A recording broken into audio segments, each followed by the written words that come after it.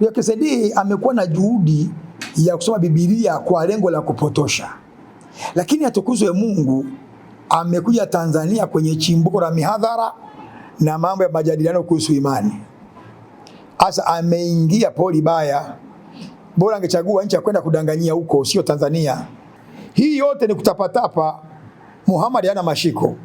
Muhammad hana mizizi kwenye Biblia. Maana wanajua manabii na mitume wa kweli walitabiriwa ndani ya Biblia. Na huu ni mradi wa dunia nzima katika ulimwengu wa Kiislamu. Jamani, Muhammad anakataliwa na Wakristo na waliokuwa na Uislamu wanazidi kubatizwa. Kwa nini inaonekana Muhammad hana mizizi kwenye Biblia? Hakuna mahali kutabiriwa kwenye vitabu vya kale. Taurati, Zaburi na Injili hana alikotabiriwa. Sasa tufanyeje ili akubalike? Tupindue maandiko, tumpachike pale. Lakini atukuzwe Mungu, tuko watchers, walinzi wa imani ya Kristo. Wakipachia tunapachua, wakipindua tunanyosha. Mtazamaji wa channel yetu, tunakaa hapa tena na Mwalimu Medad Kabashasha kwa ajili ya kufanya kipindi kuhusiana hasa na ukombozi wa ulimwengu. Kwa hivi sasa huu ulimwengu tulionao kwa leo, je, unakuja kupitia kwa Yesu Kristo au kwa Mtume Muhammad? Ukombozi tangu mwanzo ulivyokuwa umepangwa upitie kwa Ismaili au kwa Isaka? Tumeshafanya hivi vipindi mara nyingi sana, na leo tunataka tuendelee kukazia zaidi, kwa sababu tumefanya kipindi mara mwisho na Mwalimu Melkisedeki alitupa ufafanuzi mkubwa sana. Kwanza tulianzia kwenye majina yenyewe, tukaona Isaka maana yake nini, tukaona Ismaili maana yake nini. Tukaja tukaangalia Biblia Agano Jipya, ambapo tunasema kwamba ufalme unaondolewa katika taifa la Israeli kwa kuwa waliwakataa mitume, waliwakataa manabii waliotumwa kwao. Sasa linapewa taifa lingine. Taifa gani? Ambalo ndo taifa la Arabuni. Kwa hiyo mwalimu, leo tupo hapa, tunataka tukirudia tena hiki kipindi tukifanye, tuone kwa upembuzi wa kupitia ile maandiko ya Mwalimu Melkisedeki, ni kweli ukombozi unapitia kwa Ismaili wa ulimwengu au unapitia kwa Isaka, ambaye tunaonaga Isaka ikilengwa zaidi, tunaona analengwa Israeli zaidi kwa Yakobo pale. Basi ambapo tunakuja kumpata Yesu naye inaonekana ukombozi wake ulikuwa umelenga zaidi Israeli. Mataifa yote tunaona ni kwa Ismaili, kama walimu wa Kiislamu ambavyo wamekuwa wakitufundisha. Mwalimu, karibu sana, wasalimie watazamaji wetu. Watazamaji wa simulizi, ninawasalimu popote mliko duniani. Hii ni sauti ya Pastor Kabashasha kutoka Dar es Salaam, Tanzania. Mtangazaji, pia ni kushukuru kwa ajili ya kipindi kizuri hiki ambacho tunakizungumzia leo kuhusu ukombozi unapitia kwa kizazi gani, cha Ismaili au cha Isaka. Kipindi hiki leo ukifanya, lakini baadhi ya watazamaji huenda wakukiona, na ninashukuru kwa sababu tunalazimika ukirudia baada ya kuona kuna kipindi uliwahi kufanya kipindi na Melkisedeki, baada ya kuangalia kipindi changu cha mwanzo. Sasa akaja na gia nyingine ya kulazimisha kwamba unabii ulihama kutoka Israeli ukaenda Arabuni kwenye kizazi cha Ishmaeli, akatokea Nabii Muhammad. Kwa hiyo leo ukombozi wa kweli unapitia kizazi cha Ishmaeli, kwa maana Muhammad akadai kwamba Yesu alikuja kwa ajili ya wana wa Israeli peke yao, na kwa kumkataa ndio maana ule ukombozi ukahamia wapi? Ukahamia kule kwa wana wa Ismaili. Wa Ismaili Arabuni. Mtangazaji, hizi ni habari za uongo na uzushi. Unajua wakati naangalia anafundisha au wanapofundisha Waislamu mbalimbali duniani, maana hoja hizi za Melkisedeki sio mpya. Kuna walioanza kabla yake, wapo watakaoendelea kudanganya. Lakini atukuzwe Mungu, mawatchers tupo ambao ni walinzi wa imani wa Kristo tupo. Hatuwezi kubali upotoshaji kama huu tukaacha upite hivi hivi. Lazima tunyoshe mambo. Hiyo ndio wakati ulioitiwa. Habari ya kusema kwamba ukombozi ulihamishwa kutoka kizazi cha Isaka kwenda kwa Ishmaeli ni uongo wa 100%.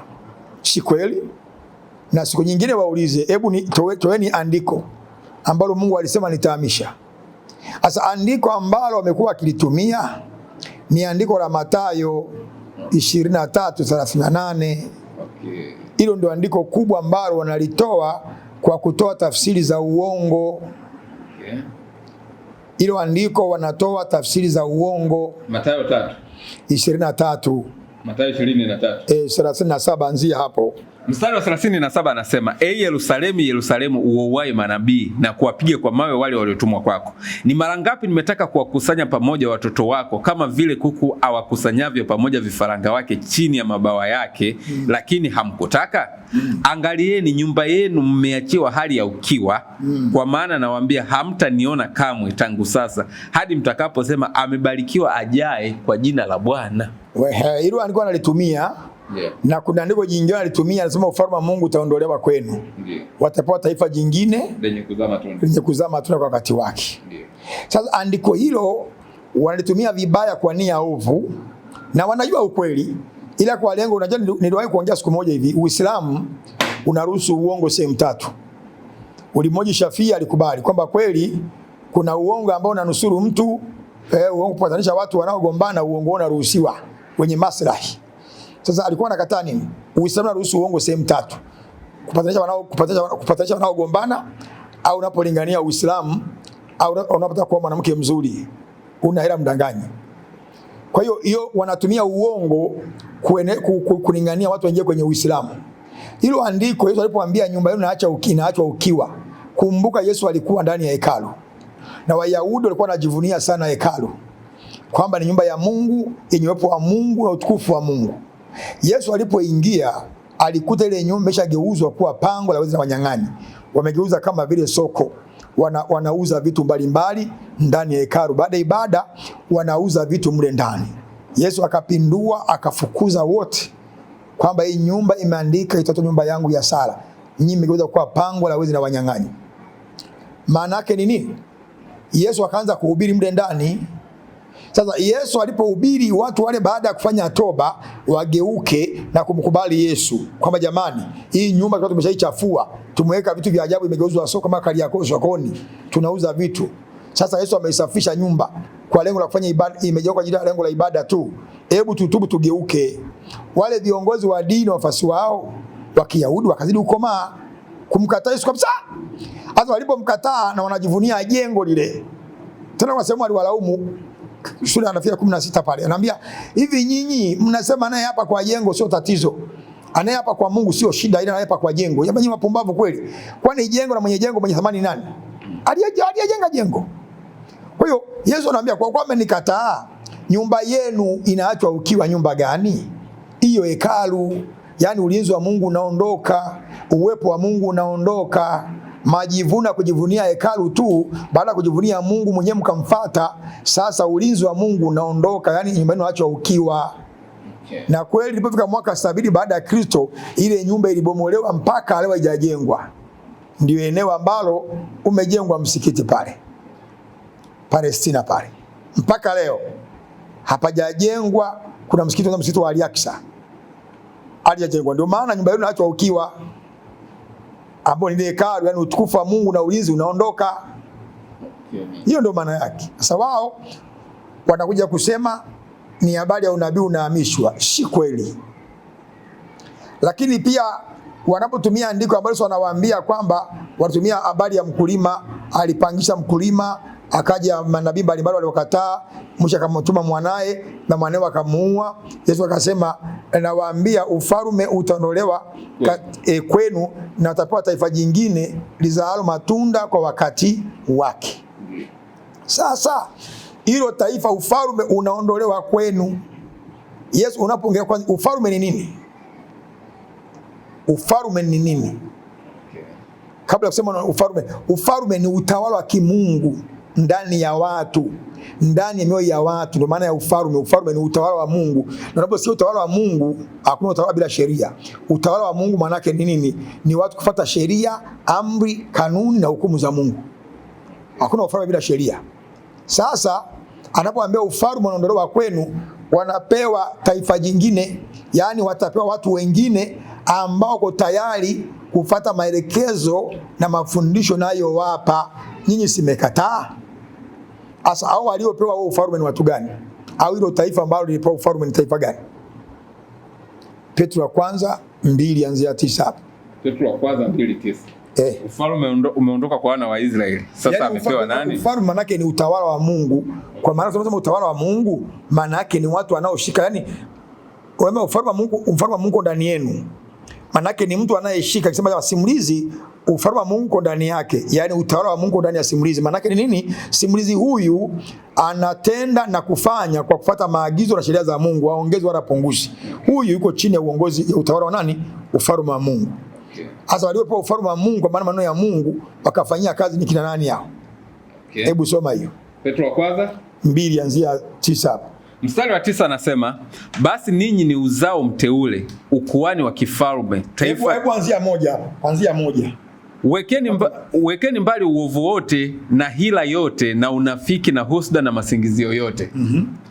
Kama watoto wachanga waliozaliwa sasa yatamanini maziwa ya akili yasiogoshiwa, ili kwa hayo mpate kuukulia wokovu. Ikiwa mmeonja ya kwamba Bwana ni mwenye fadhili, mwendee yeye, jiwe lililo hai lililokataliwa na wanadamu, bali kwa Mungu ni teule lenye heshima. Ninyi nanyi kama lililokataliwa na wanadamu, hiyo ni Yesu walimkataa Wayahudi. Ninyi nanyi kama mawe yaliyo hai mmejengwa muwe nyumba ya roho, ukuhani mtakatifu, mtoe dhabihu za roho zinazokubaliwa na Mungu kwa njia ya Yesu Kristo. Kwa kuwa imeandikwa katika maandiko, tazama naweka katika Sayuni jiwe kula pembeni teule lenye heshima, na kila amwaminie hata tahayarika. Kila amwaminie hata tahayarika. Huyo ni Yesu, jiwe la pembeni ni Yesu huyo.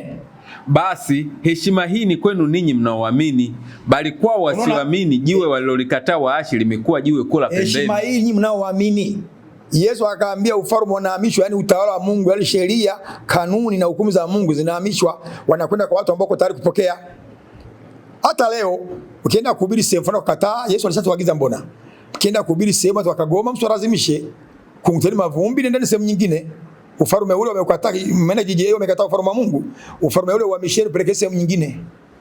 Endelea.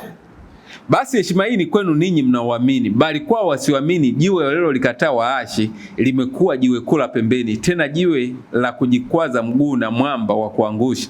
Kwa maana hujikwaza kwa neno lile wasiliamini, nao waliwekwa kusudi wapate hayo. Endelea. Ni Wayahudi hapa. Basi ninyi ni uzao mteule, ukuhani wa kifalme, taifa takatifu, watu wa milki ya Mungu. Unaona hivyo, taifa takatifu. Na Yesu alisema ufalme unapewa taifa lingine. Hilo taifa ni nini? Hilo taifa ni kanisa, yani kwa maana ya Wakristo wote duniani wanaomwamini na kumkubali Bwana Yesu kama Bwana Mwokozi wao, au ndio taifa.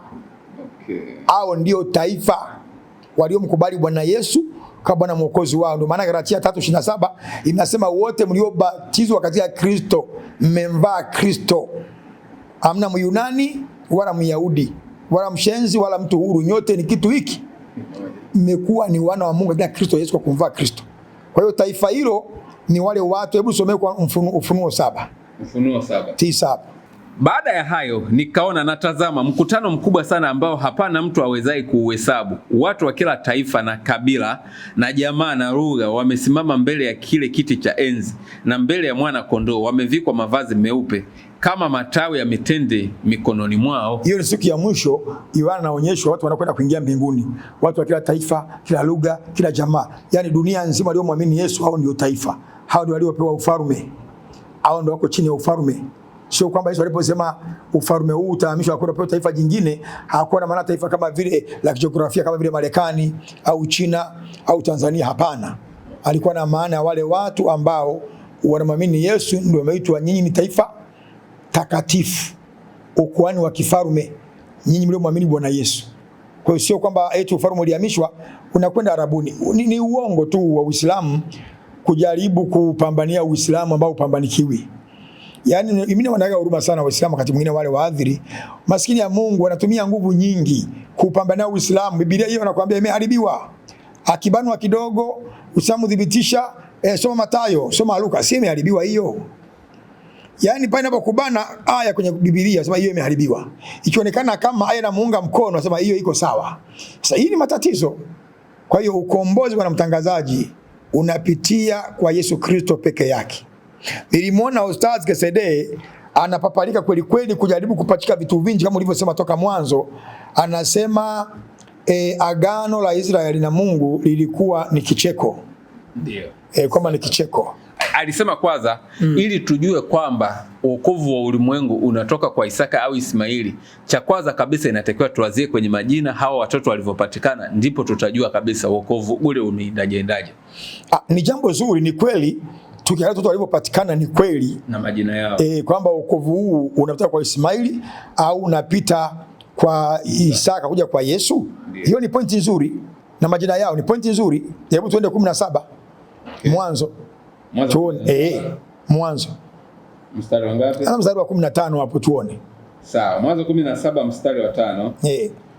Mwanzo 17 mstari wa 15 hapo. Mstari wa 15 anasema Mungu akamwambia Abraham, Sarai mkeo hutamwita tena Sarai, kwa kuwa jina lake litakuwa Sara.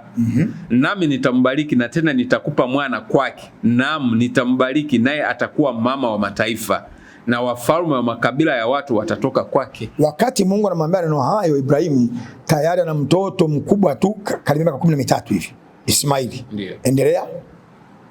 Nami nitambariki na tena nitakupa mwana kwake. Naam, nitambariki naye atakuwa mama wa mataifa, na wafalme wa makabila ya watu watatoka kwake. Ndipo Abraham akaanguka kifudifudi akacheka, akasema moyoni, je, mtu wa umri wa miaka 100 kwake atazaliwa mtoto?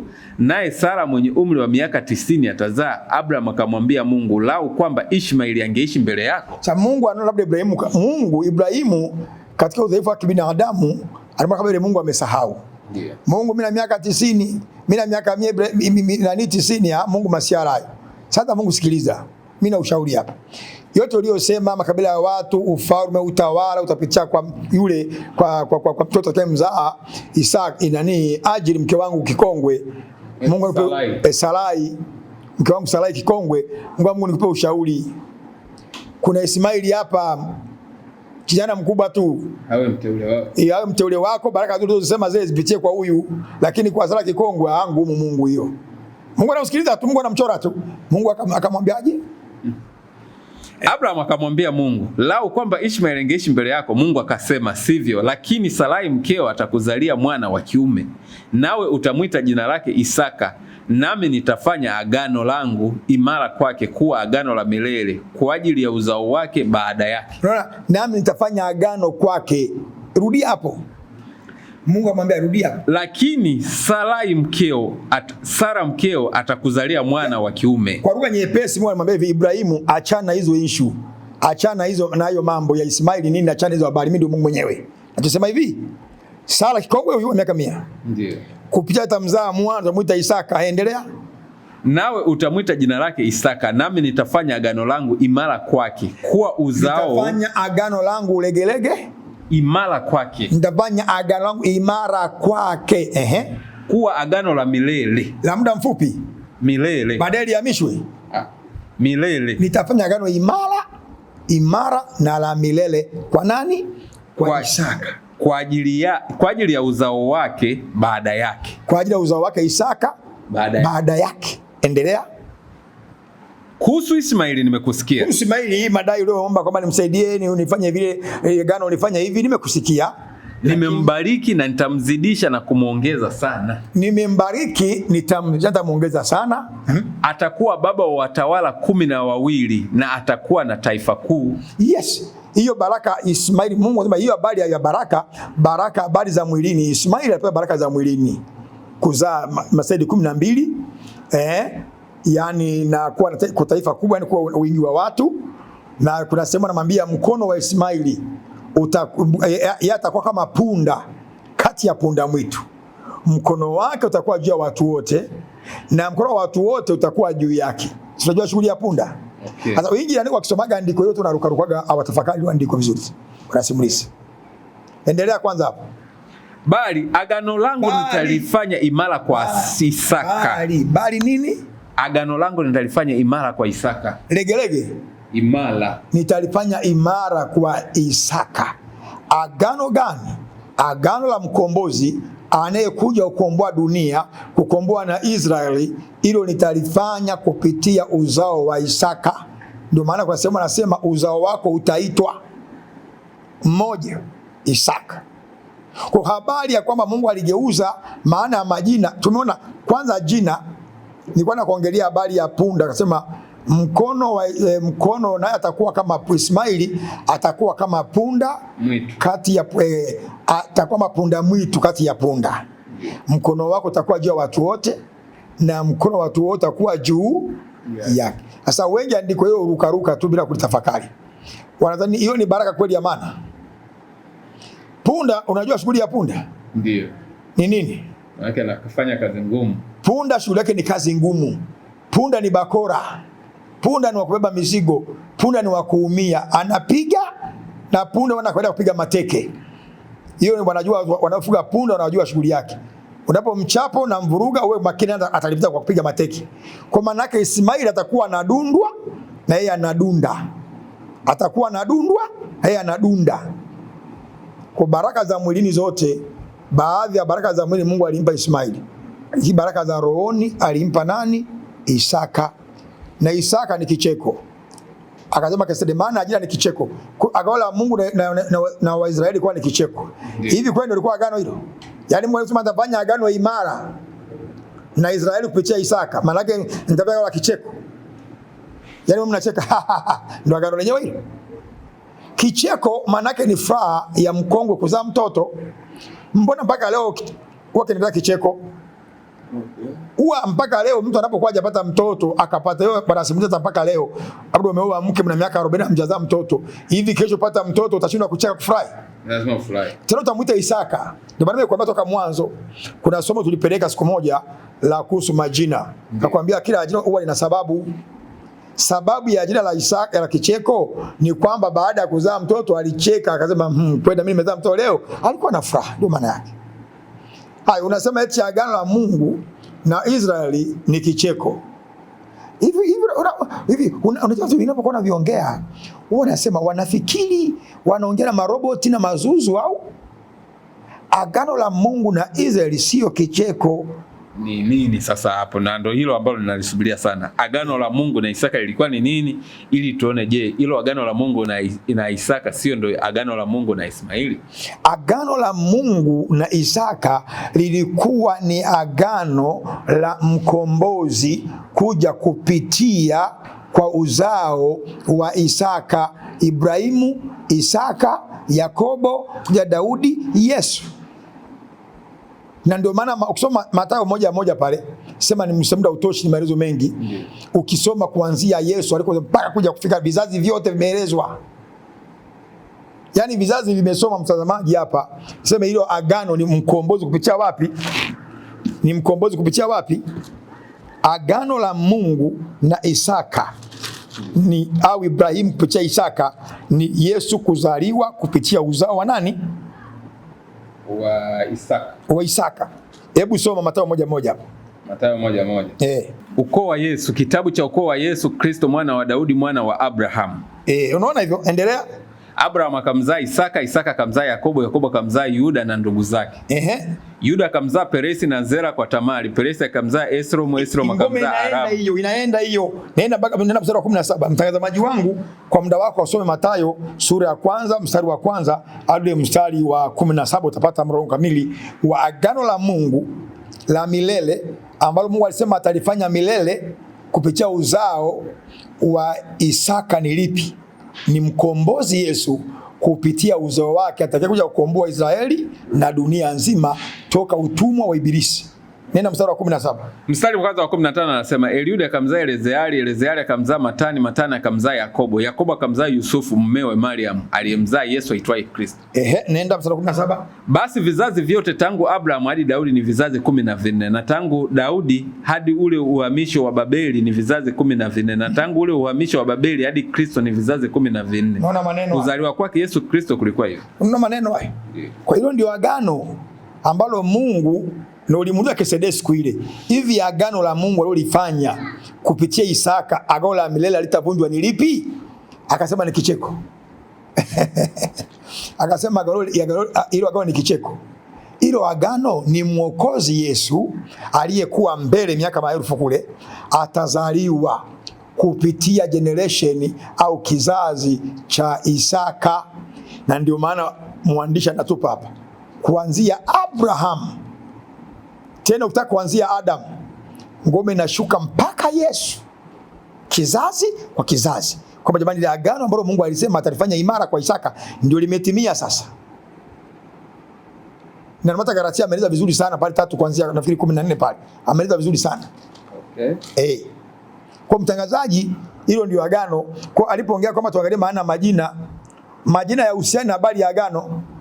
Hiyo ni jina tu alipoa Isaka, maana yake kicheko mafuraha baada mama mkongwe na bibi na baba mkongwe kuzaa mtoto. Okay. Ndio maana kwa uhusiano na agano kabisa. Agano ni jambo la rohoni, sio jina. Alafu akaja kwenye habari ya nani?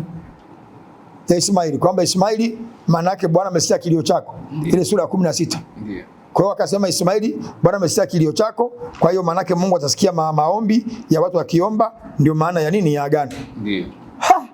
Yaani kwa leo kwa mtu yote unayeomba ili Mungu akusikie, maana yake hilo agano hilo ombi lako linapitia kwa Ismaili. Sasa inapitia sema kwa andiko gani? Maana akasema Ismaili maana yake Bwana amesikia kilio chako. Ndio. Nimesema majina Bwana simulizi huwa hayabatizwi hivi hivi. Yana maana yake. Bahati mbaya si Waswahili tumerukia majina ya kigeni bila kujua hata maana yake. Kwa mfano hata nyumbani leo wanapokuita jina linakuwa na maana yake. Lina maana yake. Sasa Ismail maana yake Mungu amesikia kilio gani? Baada yule mama kulia mwanangu hana maji, akaamua kae pembeni mwanae afa simuone atasika kwa kiu. Mungu asikia kilio chake, alipokuwa naomba Mungu amsaidie ampatie maji, ndio akaitwa Ismaili. Imeishia hapo. Sasa yeye anajaribu kupachika vitu ambavyo havipachikiki. Kwamba maana yake ukiomba maana yake Ismaili Mungu amekusikia. Kwa andiko gani? Anatoa tafsiri kichwani mwake wala ambazo havihusiani hata kidogo. Havihusiani. Na akasema kwamba Yeremia 7 nitakomesha kicheko. Kwamba akaanza kueleza sasa Bwana nani kisema semaje? Mungu alisema hilo agano atalikomesha baina ya Israeli ili aandae agano jingine atakalofanya na Ismaili. Akasoma Yeremia 7:34, isome. Yeremia 7:34. Akaisoma. Mstari wa 38 anasema, ndipo katika miji ya Yuda na katika njia za Yerusalemu nitaikomesha sauti ya kicheko na sauti ya furaha, sauti ya bwana harusi na sauti ya bibi harusi, kwa maana nchi hiyo itakuwa ukiwa. Yeye akasema maana yake hapa Mungu anasema nitaondoa agano kicheko. Yeah. Agano lao lilikuwa ni kicheko, maana yake Mungu ataondoa agano ambalo ni kicheko. Si kweli. Mungu alikuwa anaongelea nini hapa? Kuondoa agano kama ambalo ni kicheko? Hebu anza mstari wa 30 hapa. Mstari wa 30 anasema, maana kwanza ujue kitu kimoja bwana mtangazaji simulizi. Ndio. Yuda, Ezekiel, Isaya walifanya utumishi wa kinabii kipindi cha ukengeufu cha wafalme waovu waliokuwa wanatawala Israeli ya kusini na Israeli ya kaskazini. Ndio. Walikuwa ni waovu. Mungu alishaamua kuwahukumu kupitia utawala wa Nebukadreza. Sawa. Ndio kipindi cha wanafanya unabii wao. Sasa kinachoongelewa ni kitu gani? Anza mstari wa 30. Maana wana wa Yuda wametenda yaliyo maovu machoni pangu, asema Bwana. Wameweka machukizo yao ndani ya nyumba hiyo iitwayo kwa jina langu, hata kuitia unajisi.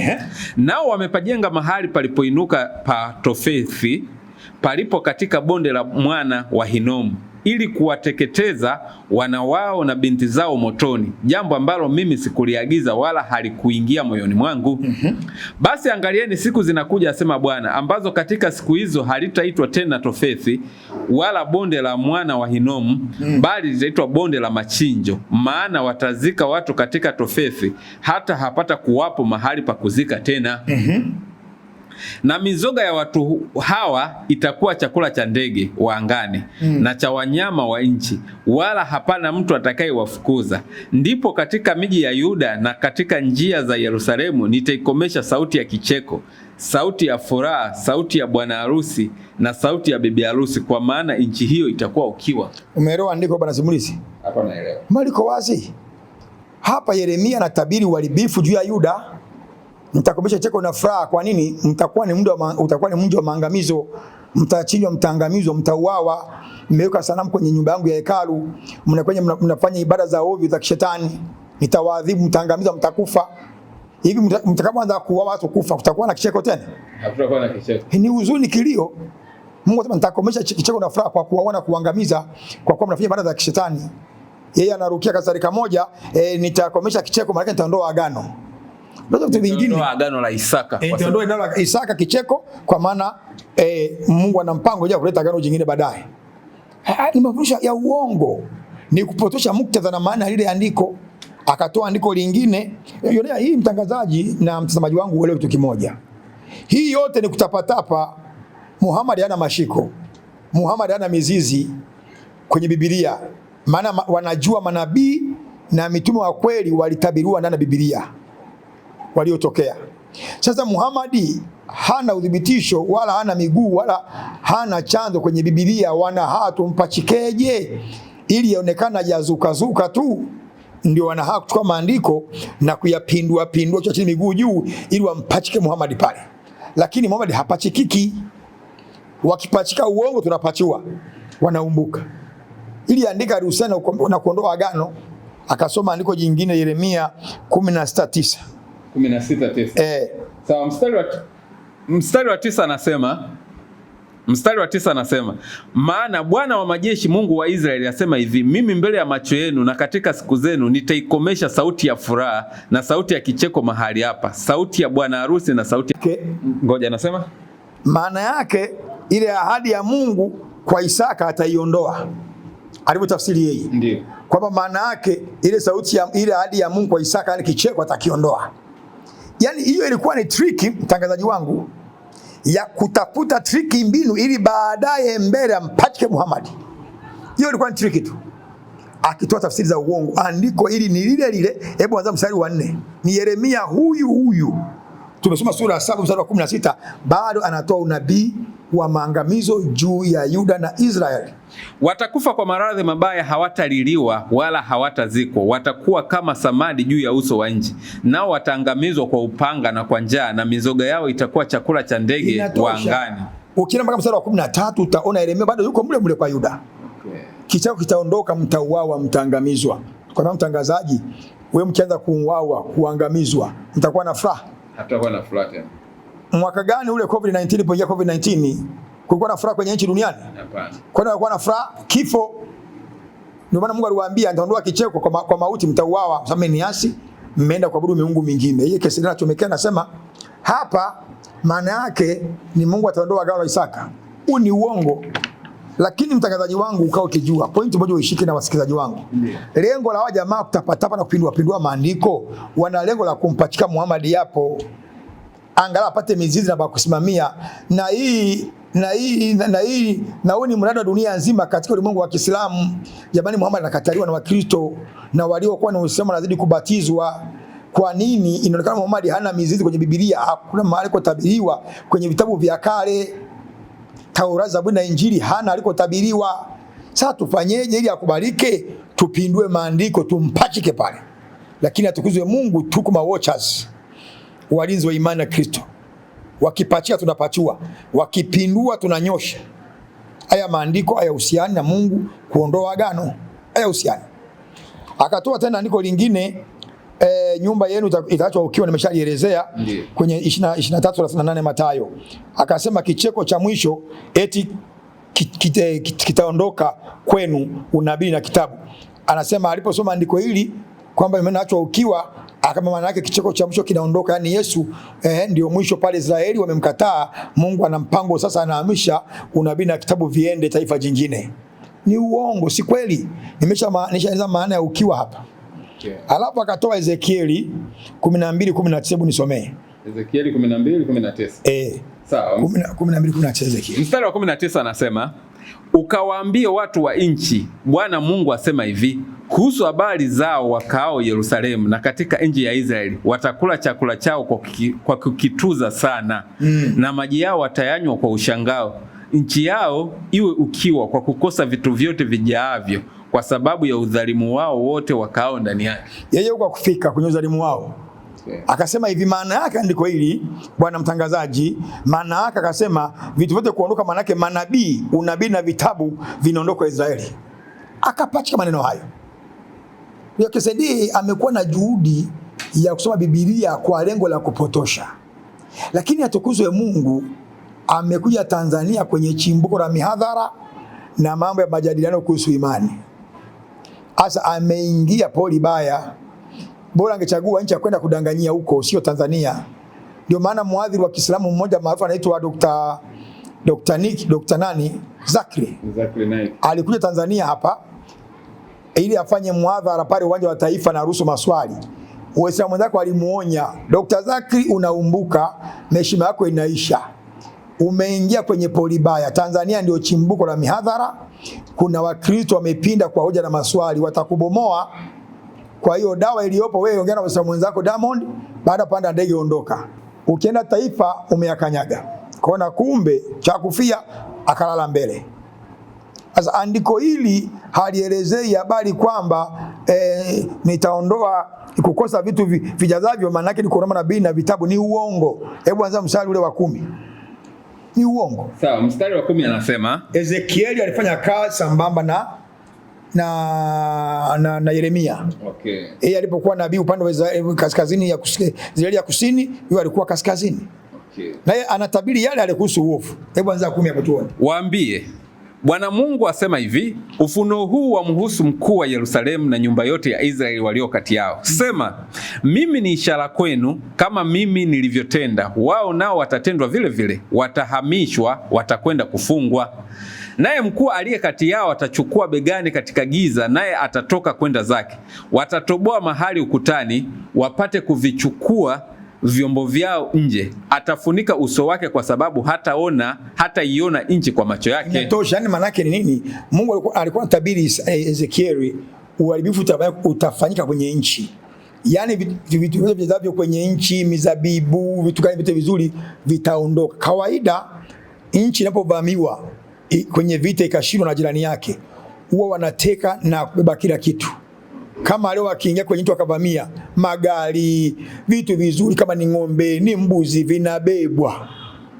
Ndicho chokuwa na kilenga Mungu hapa, kwamba vitu vichazavyo nchi ile vitu wanavyojivunia vitaondoka baada ya kuvamiwa na taifa la kigeni ambalo kwa ni Babeli. Maana wamemkataa Mungu, wamemwasi Mungu Yerusalemu, na kweli baadaye walichukuliwa, walitekwa Yerusalemu na Nebukadnezar. Yeye anapatika Keseda, anasema hapa maana vitu vizuri itakuwa ni kuondoa na kitabu. Huu ni uongo mtangazaji, si kweli. Yote hii ni triki, huko mbele utaangalia mbele. Kota alikuwa anacheza ta ajaribu kutinyanga maandiko na kuyabagaza ili akampachike Muhammad kule. Hapachikiki Muhammad, tunampachua, hapachikiki, sio mara pake.